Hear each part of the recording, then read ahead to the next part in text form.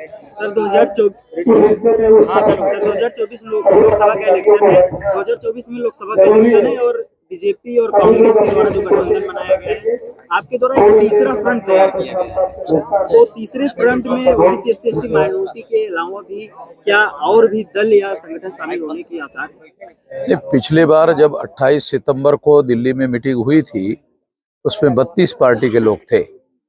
और अभी जो दिल्ली में मीटिंग हुई कल परसों 31 तारीख को, तो उसमें 77 पार्टी के लोगों को इनवाइट किया गया था और 77 पार्टी के लोगों ने लिखित रूप से सहमति दे दी कि हम लोग इस गठबंधन का हिस्सा बनने के लिए तैयार हैं।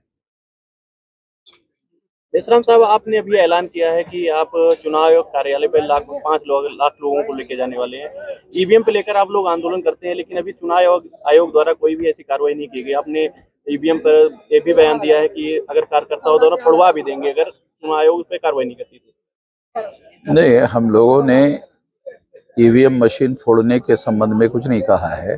हमने कहा कि हम लोग जो ईवीएम मशीन है उसके बारे में प्रोटेस्ट करने के लिए ये 1 लाख लोगों का मोर्चा लेकर जा रहे हैं, ऐसा हमारा ऐलान है और इसके आधार पर वो कार्यक्रम कर रहे हैं। हमारा ये मानना है कि 8 अक्टूबर 2013 को सुप्रीम कोर्ट ने ये निर्णय दिया कि ईवीएम मशीन, केवल ईवीएम मशीन के द्वारा फ्री, फेयर एंड ट्रांसपेरेंट चुनाव नहीं हो सकता। सुप्रीम कोर्ट को कहता है, केवल, ध्यान रखने का शब्दों के ऊपर, केवल ईवीएम मशीन के द्वारा फ्री, फेयर एंड ट्रांसपेरेंट चुनाव नहीं हो सकता। इसलिए फ्री, फेयर एंड ट्रांसपेरेंट चुनाव के लिए पेपर ट्रेल मशीन लगाना होगा।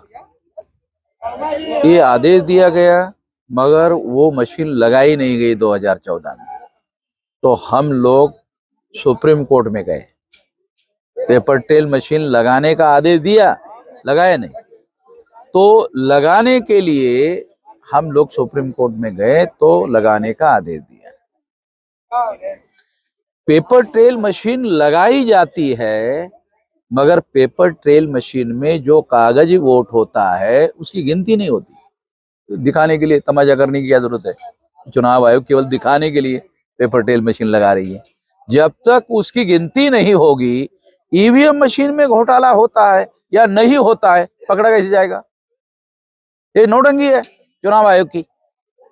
इसके विरोध में यह हमारा कहना है कि यदि ईवीएम मशीन के द्वारा घोटाला होता है, ऐसा सुप्रीम कोर्ट का कहना है, तो इसलिए पेपर ट्रेल लगाया। तो पेपर ट्रेल के अंदर जो कागजी वोट है उसकी गिनती करना पड़ेगा, तभी रोका जा सकता है। तो चुनाव आयोग कहता है इसको ज्यादा समय लगेगा। हमने चुनाव आयोग को लिखित लेटर दिया। बताओ, संविधान में आपको अधिकार दिए गए हैं फ्री, फेयर एंड ट्रांसपेरेंट चुनाव के लिए। ज्यादा दिन चुनाव रिजल्ट लगाने के लिए नहीं लगना चाहिए, ऐसा कहा लिखा हुआ है संविधान में? संविधान में ये लिखा हुआ है फ्री, फेयर एंड ट्रांसपेरेंट चुनाव होना चाहिए। 1 महीना लग जाए, main objective free, fair and transparent चुनाव होना चाहिए। अगर 1 महीना लगता है तो लगना चाहिए। चुनाव आयोग कहता नहीं ज्यादा दिन होगा। अरे, संविधान में तो ऐसा कहीं पर भी लिखा हुआ नहीं है कि फ्री, फेयर एंड ट्रांसपेरेंट चुनाव के लिए ज्यादा दिन लगता है, तो नहीं लगना चाहिए।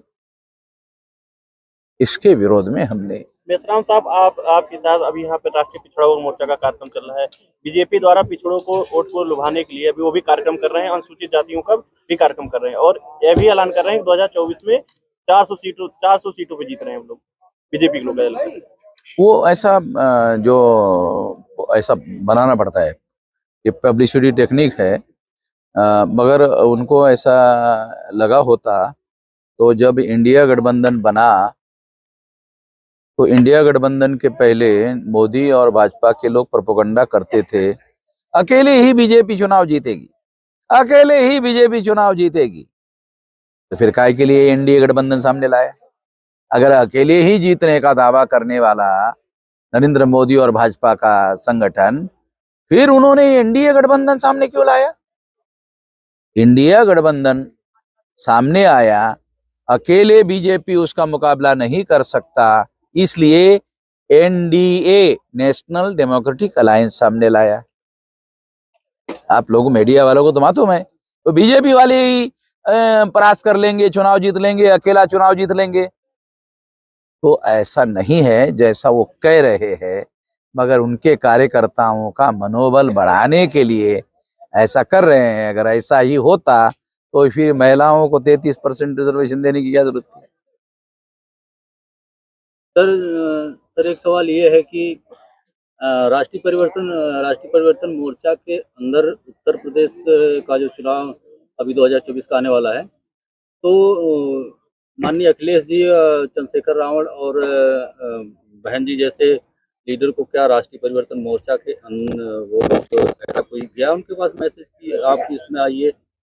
नहीं, बहन जी ने तो ऐलान किया ना वो अकेले चुनाव लड़ेगी।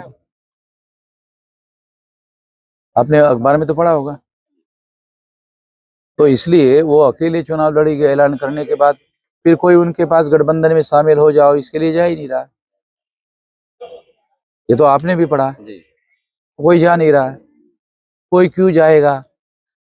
तो टका सा जवाब दे देगी, अरे आपने अखबार नहीं पढ़ा, हमने ऐलान किया हुआ है अकेले चुनाव लड़ेंगे, आप गाय के लिए आए हो। ऐसा हुआ।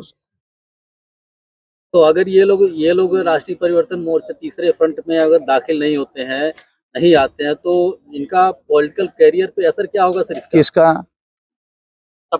तीसरे मोर्चे में दाखिल नहीं होने का? नहीं, सपा तो ऑलरेडी इंडिया गठबंधन में शामिल है।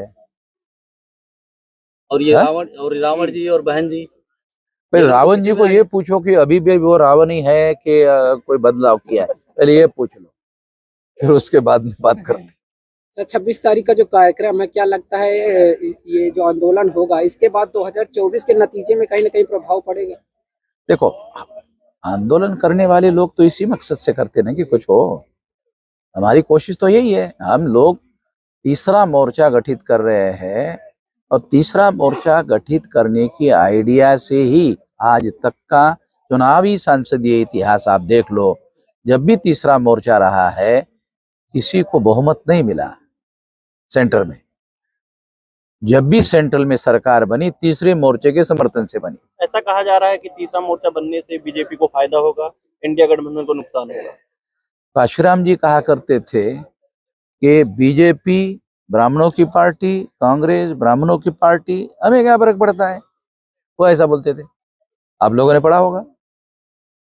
तो वो उनका ब्राह्मणों के राजनीति के दावपेच का प्रोपेगेंडा है। अरे इससे तो बीजेपी को फायदा होगा।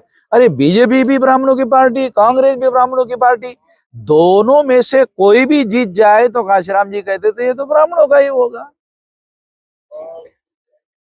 सर, आप सामाजिक संगठन चला रहे हैं, आपको चुनाव नहीं लड़ना है, लेकिन लगातार आप ईवीएम पर बड़े पैमाने पर ईवीएम के विरोध में आंदोलन चला रहे हैं, लेकिन जिनको चुनाव लड़ना है वो ईवीएम पर चुप्पी साधे हुए। हम कब कह रहे हैं कि वामसिप जो है ये चुनाव लड़ने वाला संगठन नहीं है। भारत मुक्ति मोर्चा चुनावी राजनीति में दो काम होते हैं, एक पॉलिटिकल एक्टिविटी और एक चुनाव। तो हम लोग भारत मुक्ति मोर्चा के द्वारा जो आंदोलन कर रहे हैं उसमें आंदोलन एक पॉलिटिकल एक्टिविटी होती है। अब रहा वो समर्थन देना, चुनाव में किसी को पराजित करना, किसी को जितवाना, ये काम करना भारत मुक्ति मोर्चा के आंदोलन में शामिल है, इसमें कोई दिक्कत नहीं है। तो हम आने वाले समय में हम लोग, मैं किसी राजनीतिक दल का सदस्य नहीं हूं, मगर 32 पार्टी के लोगों ने मुझे राष्ट्रीय परिवर्तन मोर्चा का संयोजक बनाया। मैं भी इसलिए बनने के लिए तैयार हूं कि SC, ST, OBC माइनॉरिटी के लोगों का राष्ट्रीय राजनीति में दखल हो, उनकी आवाज हो, मजबूती से आवाज हो, पार्लियामेंट में उनके लोग मजबूती से बोलने वाले लोग जाए। जो SC, ST के 131 मेंबर पार्लियामेंट एक भी नहीं बोलता।